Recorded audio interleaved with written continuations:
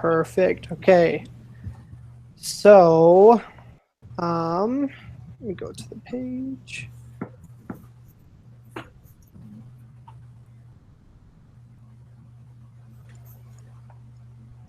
Okay, so it looks like we start with a prayer. So, I'll start it off with the prayer, and then we can go from there.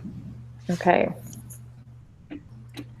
Father in heaven, we're thankful for this day, and we're thankful for this opportunity to be here and to participate in this group discussion. Please bless us that we will discuss efficiently and effectively and get the assignment done. In the name of Jesus Christ, amen. Amen. Okay. So, GenapSys. Is that how you say it? I think GenapSys. GenapSys. Yeah. Okay, so what were you guys' overall thoughts of this one? Better than last week. Yeah. I thought it was worse than last week. Really? Yeah, it was brutal for me. I think the hard thing for me was the fact that I don't know anything about DNA and all those biology and stuff. Yeah, like the technical terms and everything. Yeah, other than that, it was okay. Yeah, what I like about this one is the fact, kind of we're going to get to this, but there are three business models that they're shooting for. They're all they cover the spectrum. Yeah. Mm-hmm. Which is pretty cool. I'd never really even thought about the third one where you have to pay to get access to the data. Never even really thought of that. Okay, so the first question is,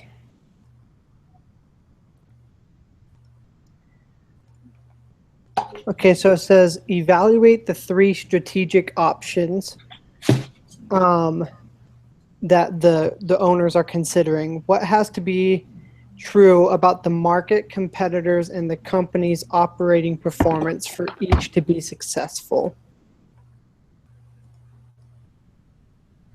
I think for the traditional one, I think they're up against a lot because they said there were already two companies that were pretty heavily in the market, right? Right. So I think, yeah. Yeah, I think that just would make it more difficult, going into a market that's already well known or whatnot. Mm-hmm. To back you up, Lindsay, it even says right here, I've got it pulled up, it says that the model is risky as directly challenging incumbents because of Illumina and Life Technologies, that there's no way that they don't think they could have gone as far. To add to that, I think the good thing about the traditional sales strategy is that they will charge the most in that one. They said that each machine was going to cost around $40,000, and therefore they will have the biggest profit per asset, per unit. And I think their cartridges were around 500 to 1,000, which I thought it was a very bold price, but at the same time, a very small market to target, since not everybody had that money other than universities and hospitals. Yeah, I definitely agree. This, as far as charging per unit, this would get in the most that they could charge per unit. The only downside to that is that you're going against basically two competitors who kind of own the market, and so even though you're charging more, are you really going to optimize your profitability from that? But I mean, were they charging more? In the traditional sales strategy. Yeah. Let's see. Because at this one, so right after what I was just talking about, I'm not even going to try and pronounce his name. I'm going to butcher it really bad. Yeah. But he says that at $50,000 that they wanted to do a slight reduction in price to give them right for competition so that they could get in. So was it was it cheaper, or were they, or was it more expensive, or were they trying to still, with their prime cost, Well, cover everything?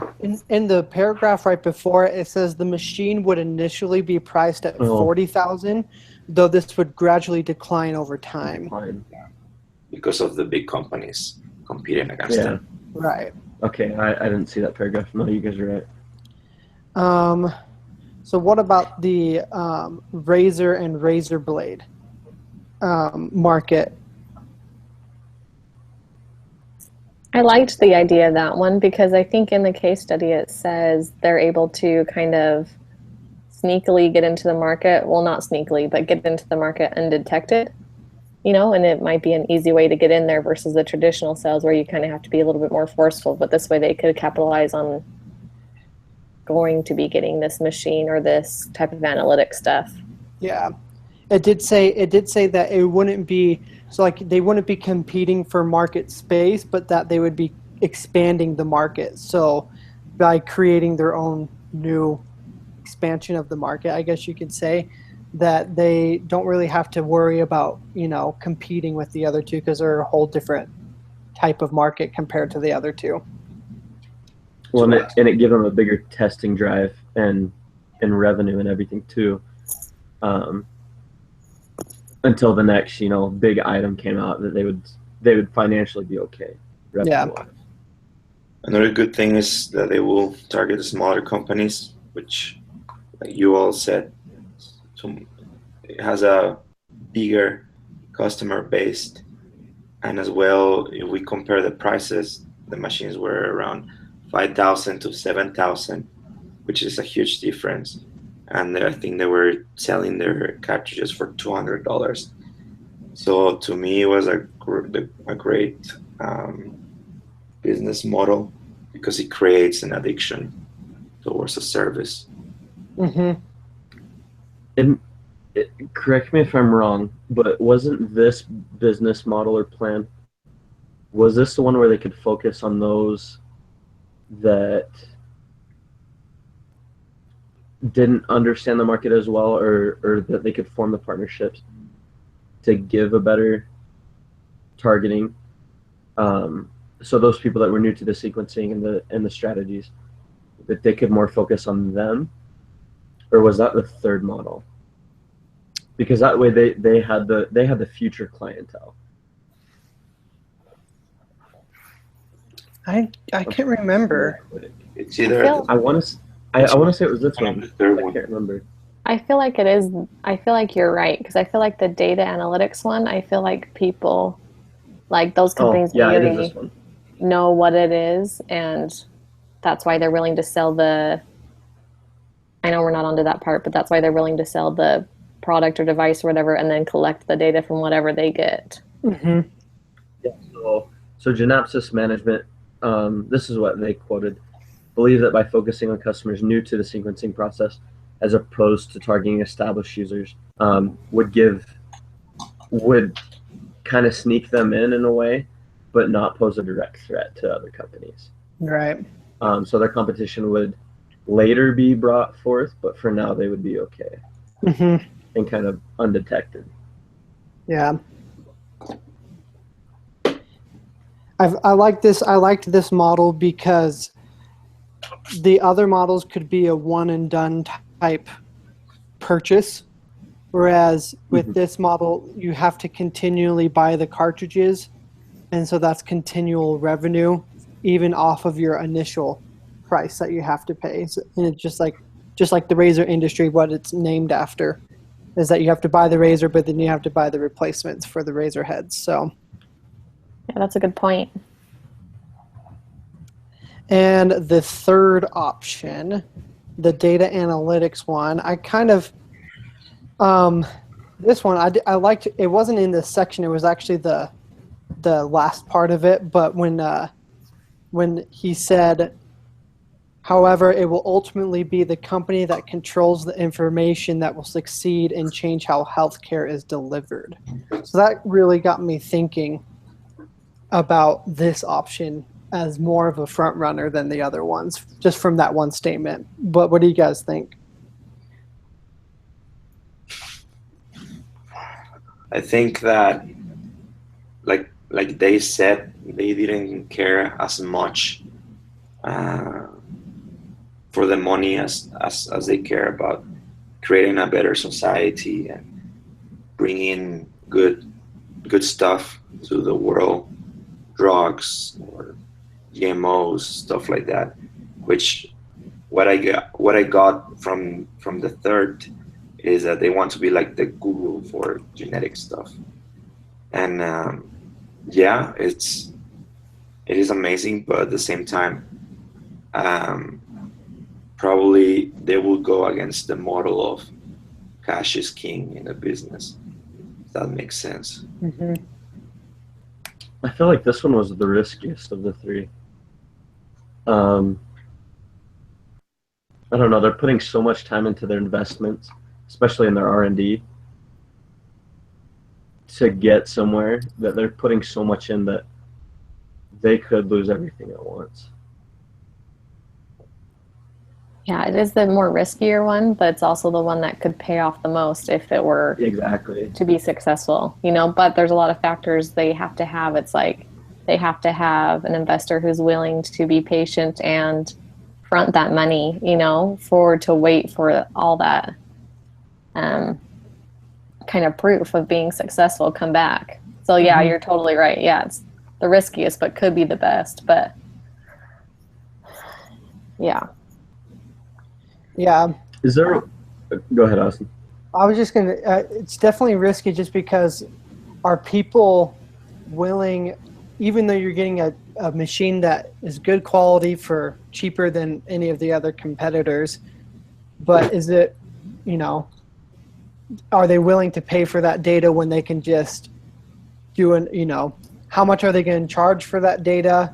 Are they willing to charge for it? Is it do you pay one time to receive any data that you ever want, or every time you conduct a test, you have to pay to see the data? It just depends on how they would execute it, that it would be a good choice. But it, like you all said, it's a very risky situation. It's a very risky option for them, but could pay off in the end. Well, adding to those risks too, like what you were saying is, okay, if they paid once and then they got, you know, however many of those results they wanted, what about the patient privacy or the ownership of the data from there on? I think that just adds more to the risk. Mm-hmm. And that's, I mean, that's something that over years could be, okay, we can set this more in stone, or we can do this more in stone. Yeah. Yeah, definitely agree. Let's see. Okay, I guess the next thing, and really the last thing really, is if we could come up with a strategy for them, what would your strategy be, other than the ones that presented? Say that one more time. You broke out a little bit. Oh, I was just saying that it looks like the next thing, so it talks about the cash flow. I don't know, are we supposed to talk about the cash flow thing that we had to do?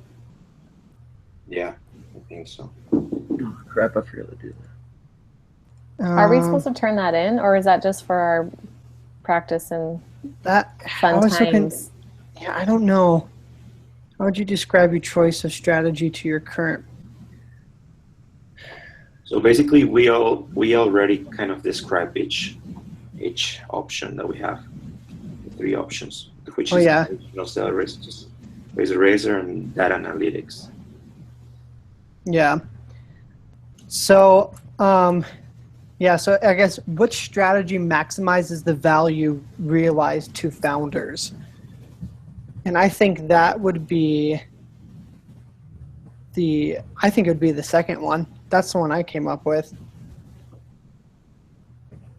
I agree with you. I think it's the second one. Also made me think about a variation between the second one, focused as a startup, and then later on in the long term to add the third one. But for sure, first the second one. Mm-hmm. Yeah, because that, by using the second one, you're generating more cash in the end. Yep. Yeah, the second one is the best option for sure. Yeah. Now, as far as like another business model they could possibly use, I think you could do one kind of like, you could do like a subscription model in the sense of like kind of like Dollar Shave Club. It's using the same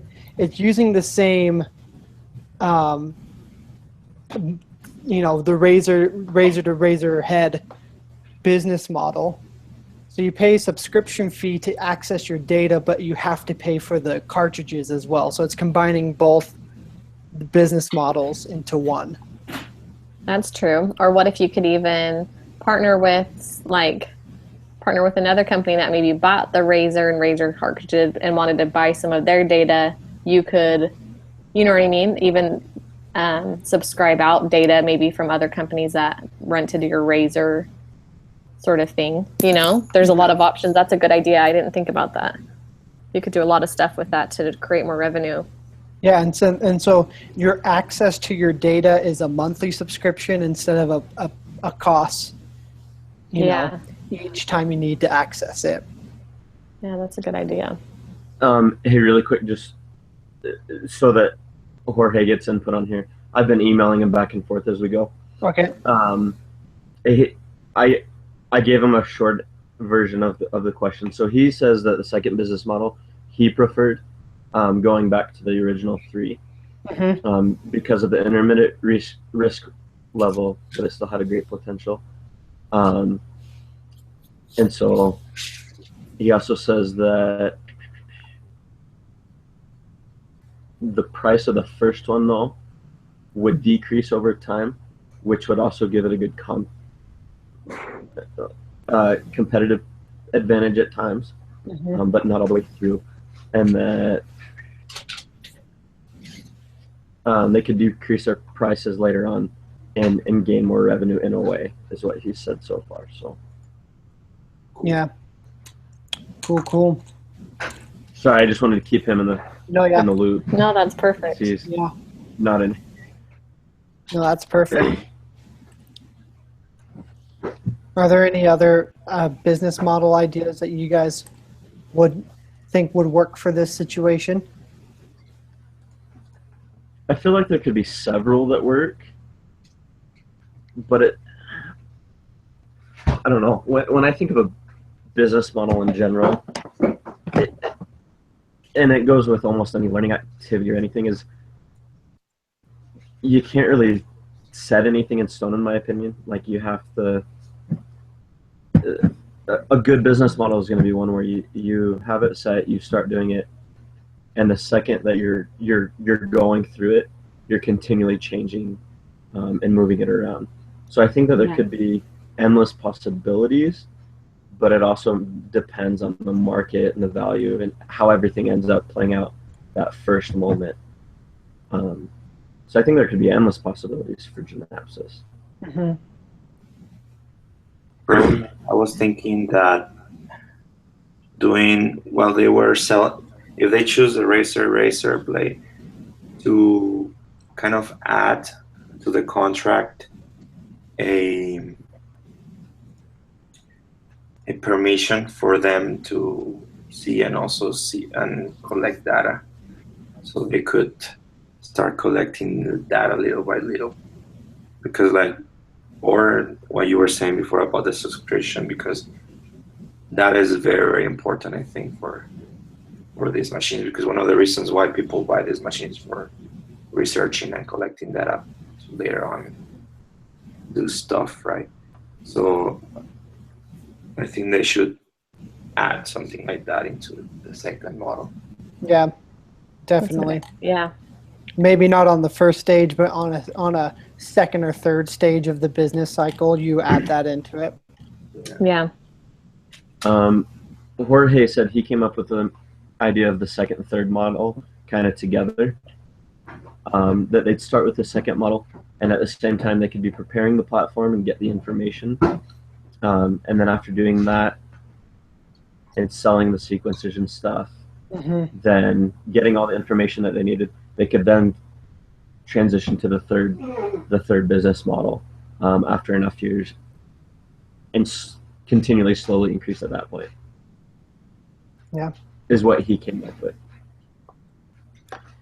I think we all could agree if there was a happy medium in between option 2 and option 3, that would be the best route to go. And Yeah, for sure. yeah. And it looks like the last question for today is, if given the opportunity to invest in any one of the 3 strategies, which one would you choose and why? 2. I would do 2 as well. I think we said why, right? It's the greatest source of revenue. It's risky with a bigger payoff, but not too risky. And, you know, you can capitalize on a market that's obviously growing quickly, and it's a good plan. It's kind of intermittent in its riskiness. It's got risks, but it's got the same amount of rewards. And so if you have a bad risk, it's not necessarily going to mean a bad reward, but how do you fine tune it and you get that reward later on? Right. So I agree totally. I think the second one would be of the 3 to invest in. I don't know if it'd be the best altogether, but of the 3 that they present, I think it's the best one. Agree. What about you, Hector? I'm still kind of confused between, well, not confused, but not sure if either 1 or 2. Because if I was an investor that wanted to get out as quickly as possible, I would prefer 1, and because it offers the quicker returns to my investments. But if I wanted to stay longer with them, definitely 2. It depends what my plan is. If I wanted to just be greedy and get the more that I can from them in a short period of time, which is basically a lot of investors do, or I was more like the angel investor that will work with the company and stay with them. So between 1 and 2. Yeah, those are some good points. What's an appropriate amount of risk, in your opinion, for a model like this? What would be the appropriate amount? I think the appropriate amount of risk is to look at, you know, the 5 to 10 year plan that the company will be able to be at. You know, it's like, are you just making a quick buck at the beginning, or are you going to be able to sustain yourself and then continue on an upward climb? You know, I think that's where the risk comes in. You know, you got to do a little bit of risk to be able to kind of slingshot yourself forward. Yeah. I also think risk, when evaluating risk as an investor, it would be how long are you going to be in the game for? Are you an investor in this company and will stick it out through the whole entire company's, you know, career, or are you just here to, you know, make a 200% profit on your investment and then get out as soon as possible? So I guess it's dependent on you, but also dependent on, you know, what the company's 5 and 10 year plan, as Lindsay was saying.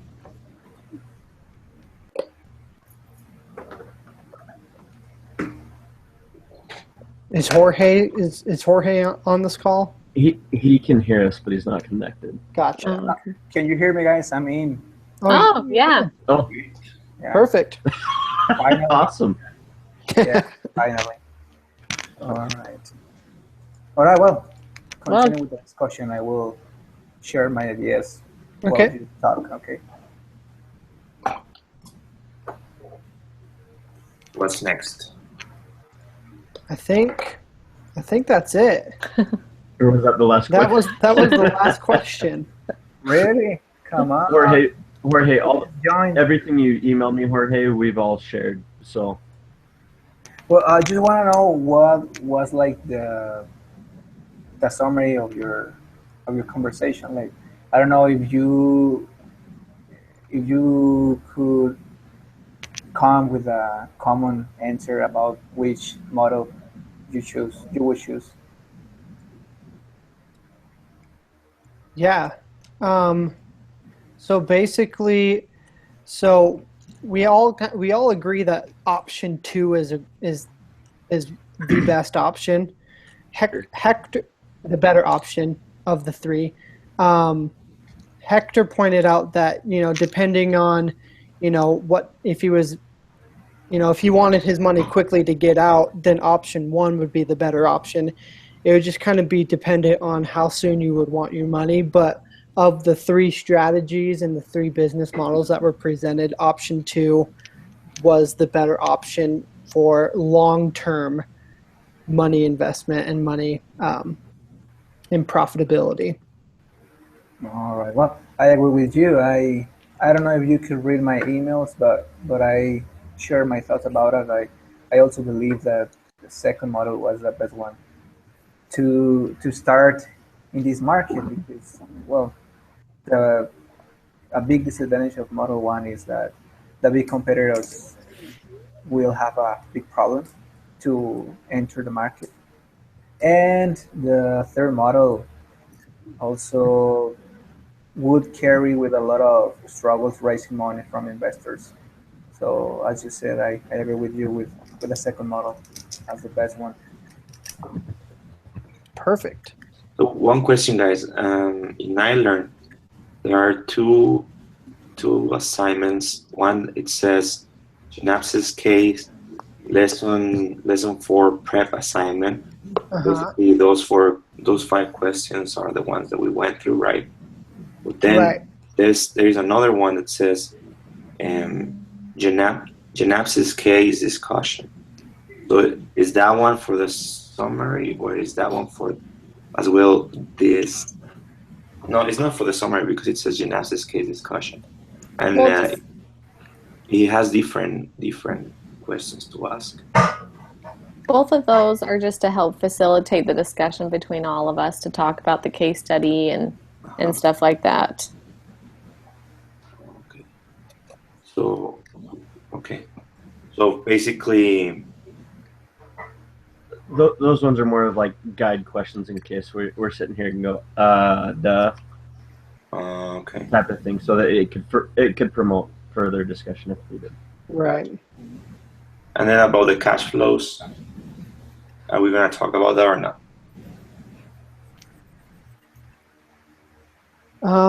Let's see here.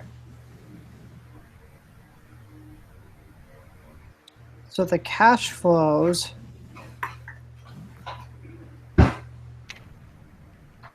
Let's see here, the questions that were with that one.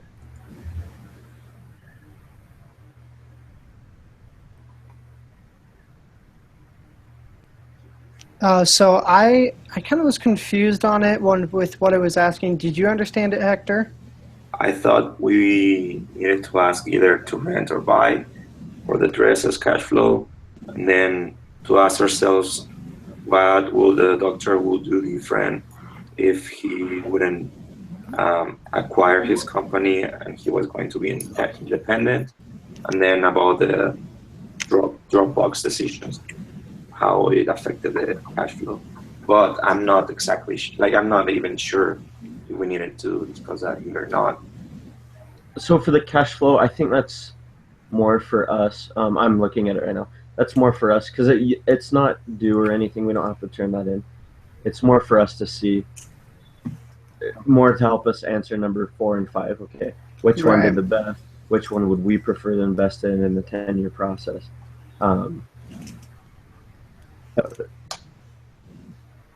Yeah, I mean, because I was kind of confused about that too. Like, doing it, it helps us answer 4 and 5, but as far as discussing the actual cash flows, I was just, whether we do that or not, I was super confused.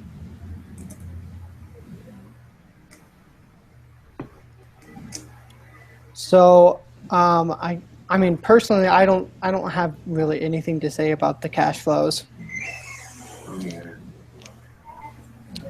Okay, perfect. So I think we are good to go then. I'll stop the broadcast and then send the link to the video. Thank you. Via email, so that group email that we have. Okay, cool. All right, Garcias. And once you stop the recording, we disconnect each other automatically, or what? So you have to exit out or push the red hang up button. Okay. All right. Perfect. Cool. All right. See you next week. Thanks, everyone. I won't be here next week, but have a good one. Oh, do you want us to keep you updated through like text message or something, Lindsay? Or? I'll be out of the country, so Got it. I'll just I'm just gonna step back and yeah, so I'll just lose points on that one, but that's okay. Sounds good. Thanks, guys. We'll see you soon. All right. See ya. Bye. See you later. Bye. Thanks for letting me join you guys. No problem. Of course. See ya. Thanks. Bye.